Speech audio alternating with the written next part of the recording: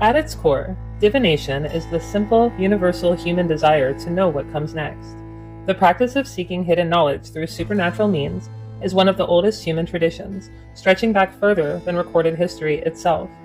In ancient Babylon and Greece, priests consulted animal entrails, stars, and dreams to seek guidance from the divine, establishing the roots of organized prophecy and astrology that persists today. But for many cultures, one time of year was deemed the most potent for prophecy: Samhain, or Halloween. This ancient practice found its strongest link to our modern holiday through Samhain, the Celtic festival that preceded Halloween.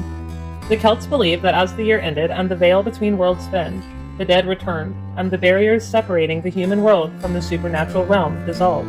This blurring made the night of October 31st exceptionally fertile ground for divination. It was the moment when the knowledge of the past, present, and future was most accessible. If you were looking to peek through the veil, this was your night. This spiritual opportunity led to unique, playful, and sometimes solemn rituals practiced for centuries, particularly across Ireland and Scotland. Marriage and prosperity were the most common subjects. For instance, there was nut cracking. Young couples would place nuts named for themselves on a hot hearth. If the nuts burned quietly, the marriage would be peaceful.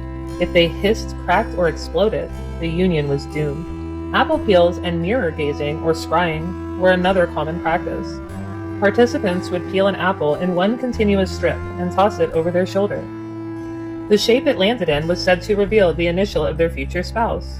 Similarly, mirror gazing, or going to a dark well with a lamp, was used by young women to glimpse the face of their future husband in the reflection. The true commercialization of divination came with the rise of the spiritualism movement in the 19th century. Fueled by the immense grief and desire for communication following the Civil War, the belief that the dead could speak to the living became a mainstream cultural phenomenon. This intense market demand for direct communication spurred innovation. Though similar talking boards existed, the Ouija board was officially patented by Elijah Bond in 1890. It was marketed brilliantly as a mystical oracle that could answer any question, yet was packaged simply as a parlor game. This dual identity was key to its success.